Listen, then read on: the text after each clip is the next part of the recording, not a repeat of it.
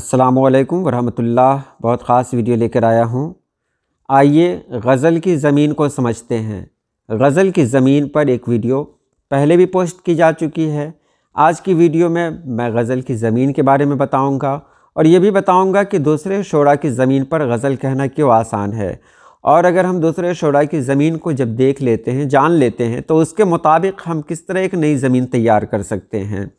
तो चलिए हम वीडियो शुरू करते हैं। पहले हमें ये जान लेना ज़रूरी है कि गज़ल की ज़मीन में तीन बातों का ख्याल रखा जाता है। पहले है बहर। उरूज़ी अरकान की तकरार से अशार के लिए जो वज़न हासिल किया जाता है उसे बहर कहते हैं। उसके बाद है काफ़िया। वो अल्फाज जो वज़न और सूरत के लिहाज से हम आहंग हो, काफ़िया कहलाता है। उसके बाद है रदीफ़। रदीफ़ से मुराद काफ़िया के बाद बार बार दोहराए जाने वाले जो अल्फाज होते हैं उसे रदीफ़ कहते हैं। तो आपने जाना कि गज़ल की ज़मीन में बहर, काफ़िया और रदीफ़ आता है। गज़ल की ज़मीन का मतलब यही होता है कि शायर ने ऐसा कोई कलाम कहा हो जो किसी ख़ास बहर में हो और उसका कोई ख़ास काफ़िया हो, कोई ख़ास रदीफ़ हो, तो उस पर अगर कोई दूसरा कलाम कहे तो वो कहा जाता है कि फ़लाँ की ज़मीन पर किसी ने गज़ल कही।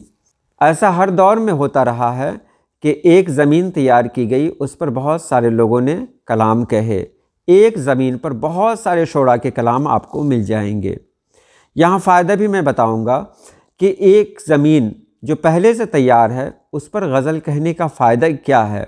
तो फ़ायदा ये है कि उसमें हमें काफ़िया और रदीफ़ के बारे में बहुत ज़्यादा जानकारी लेने की ज़रूरत नहीं होती है। अगर उस्ताद शोरा की ज़मीन है, वो किसी उस्ताद शायर की ज़मीन है, तो उन्होंने जो कवाफ़ी इस्तेमाल किए, जो रदीफ़ इस्तेमाल किए हैं, ज़ाहिर सी बात है हम आसानी के साथ उसे अपने कलाम में शामिल कर सकते हैं। तो सबसे पहला फ़ायदा तो यही होता है। दूसरी बात ये है कि हम जो पहले वाली गज़ल को पढ़ते हैं उस ज़मीन के बारे में जान चुके होते हैं, तो एक रास्ता हमको खुद मिल जाता है चलने के लिए कि हमको किस तरह चलना है, कहाँ पे रुकना है, ये सब पहले से पता हो जाता है। तो ये आसानी होती है। अब देखिए आगे है कि एक बहर में ले रहा हूँ, रमल, मुसद्दस, मखबून, महजूफ़, मस्कन, जो फ़ाइलातुन, फ़ाइलातुन, फ़ेलुन है। अब इस पर तीन शोरा के कलाम हैं जो यहाँ आपके सामने हैं। जॉन एलिया का है, दिल जो है आग लगा दूँ उसको और फिर खुद ही हवा दूँ उसको। देखिए उसको होना चाहिए, का लिखा गया है, को आप पढ़ेंगे। इसी तरह अहमद फराज का है, जब भी दिल खोल के रोए होंगे लोग आराम से सोए होंगे। इसी तरह मीरा जी की गज़ल का मतलब है, ज़िंदगी एक अज़ियत है मुझे, तुझसे मिलने की ज़रूरत है मुझे। तो बहर तो मिल गई कि ये बहर फ़ाइलातुन, फ़ाइलातुन, फ़ेलुन इसके अरकान हैं, और बहर है रमल, मुसद्दस, मखबून, महजूफ़, मस्कन। तो ये बहर तो मिल गई। यहाँ तो बहुत आसानी है आपको, और अब आपको करना है कि ये तीनों जो मिसालें आपके सामने हैं उनमें कोई एक आप मुंतखब करें। कौन सा कवाफ़ी, कौन सा काफ़िया आपको बेहतर लगता है, किस काफ़िया का इस्तेमाल करना चाहते हैं आप, वो यहाँ आप देख लें। उसके बाद रदीफ़ उसी तरीक़े से आप ढूंढ लें। जब आप दोनों को ढूंढ लेंगे, काफ़िया और रदीफ़ को, तो फिर आपके लिए आसानी होगी, आप कोई भी कलाम आसानी के साथ कह लेंगे। तो यहाँ देखिए, आग लगा दूँ, हवा दूँ, ये ऊपर जो जॉन एलिया का है वो बहुत आसान है। लगा दूँ, हवा दूँ, बुझा दूँ, उड़ा दूँ, सुना दूँ, खिला दूँ, पिला दूँ, ये सब आएगा इसमें। तो इसमें काफ़िया का कोई झंझट ही नहीं है। तो ऊपर वाले को तो आप आसानी से ले सकते हैं। मैंने इसी तरह की मिसालें यहाँ पर आप लोगों के दरमियान लाई हैं ताकि आप कवाफ़ी में उलझे नहीं। अहमद फराज की जो गज़ल का मतला है उसमें रोए, सोए ये कवाफ़ी हैं, और होंगे, होंगे रदीफ़ है। तो रोए, सोए, पिरोए, उसके बाद खोए, ये सब कवाफ़ी हो सकते हैं। और मीरा जी की जो गज़ल का मतला है उसमें अज़ियत है मुझे, तो अज़ियत और ज़रूरत ये कवाफ़ी हैं, और है मुझे ये रदीफ़ है। तो अज़ियत, ज़रूरत, मोहब्बत, इज़्ज़त, बहुत सारे कवाफ़ी से मिल जाएंगे। तो ये तीनों जो आपके सामने हैं मिसाल के तौर पर, ये ऐसी गज़लों के मतले हैं जिन पर आप भी तबाह आजमाई कर सकते हैं। लेकिन आगे देखें, आगे क्या है कि मैंने इसमें चुना है जॉन एलिया का ये शेर जो मतला है, दिल जो है आग लगा दूं उसको और फिर खुद ही हवा दूं उसको, उसको लिखा हुआ है। दिल जो है आग लगा दूं उसको और फिर खुद ही हवा दूं उसको। अब इसमें कवाफ़ी क्या क्या हैं, तो लगा दूं, मिटा दूं, हंसा दूं, रुला दूं, दुआ दूं, सजा दूं, और रदीफ़ है उसको। तो आप मैंने पहले भी कहा था कि पहले आप दूसरा मिसरा तैयार करें। लगा दूं उसको, आग लगा दूं उसको। अब नीचे देखें, मिटा दूं उसको। क्या क्या मिटाया जाता है, तो कुछ लिखा मिटाया जाता है। तो यहाँ पर मैंने कहा जो भी लिखा है मिटा दूं उसको। आज क्यों मुझको ख्याल आता है जो भी लिखा है मिटा दूं उसको।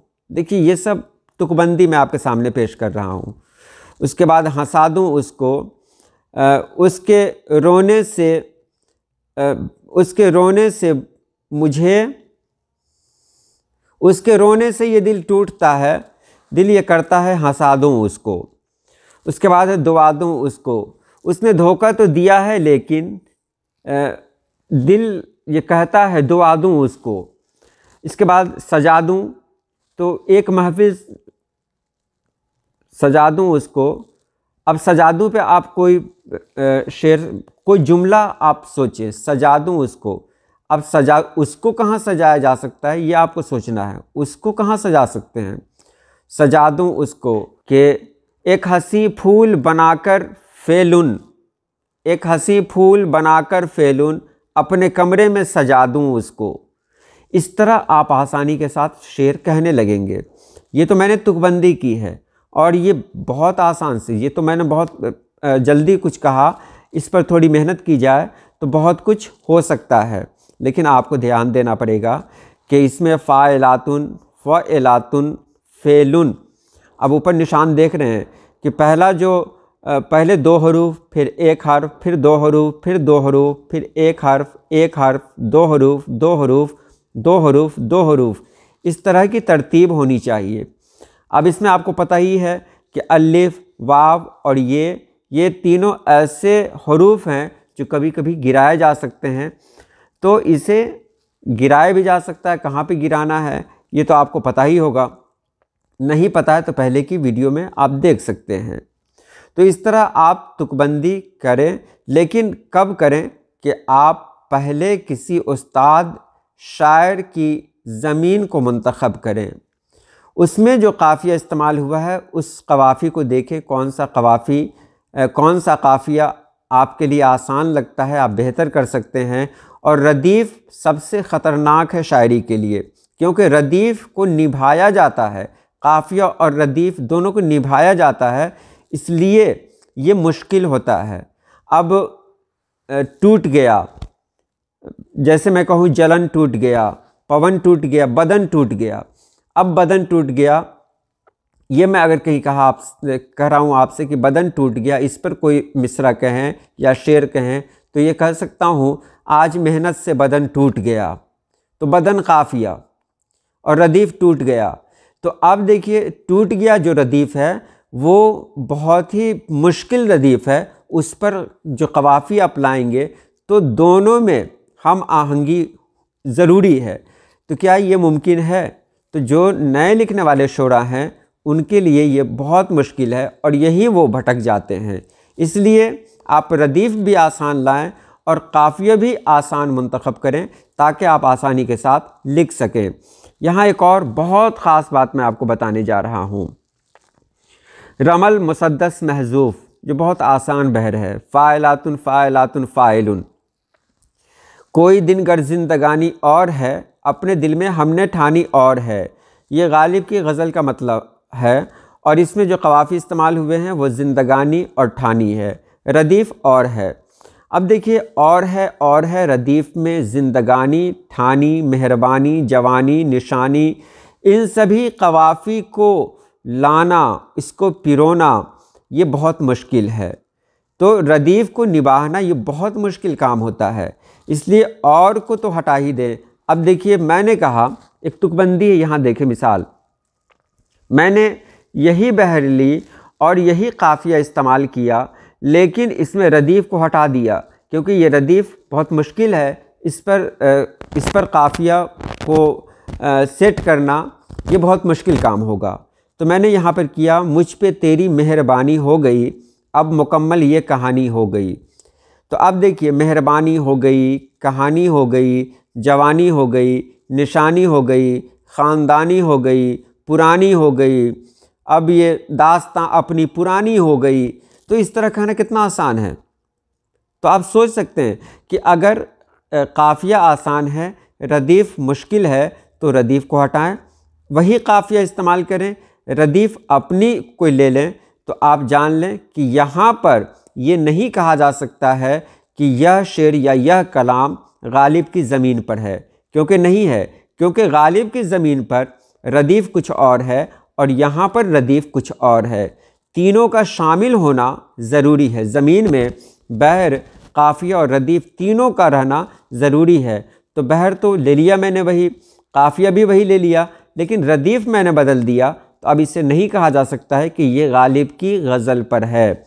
तो इस तरह आप भी रदीफ़ को बदल दें, कवाफ़ी वही रहने दें, क्योंकि कवाफ़ी अगर वही रहने देंगे तो अगर आपको काफ़िया ढूंढना भी होगा तो उसी गज़ल को ढूंढ लें, उसी गज़ल को देख लें और देख लें काफ़िया को किस तरह निभाया गया है, वहाँ पर काफ़िया का इस्तेमाल किस तरह किया गया है, उसको किस तरह जुमलों में ढाला गया है, तो उसी के मुताबिक अपनी गज़ल में आप उसे ढाल लें। तो ये आपके लिए बहुत आसान होगा। उम्मीद है आपने समझ लिया होगा।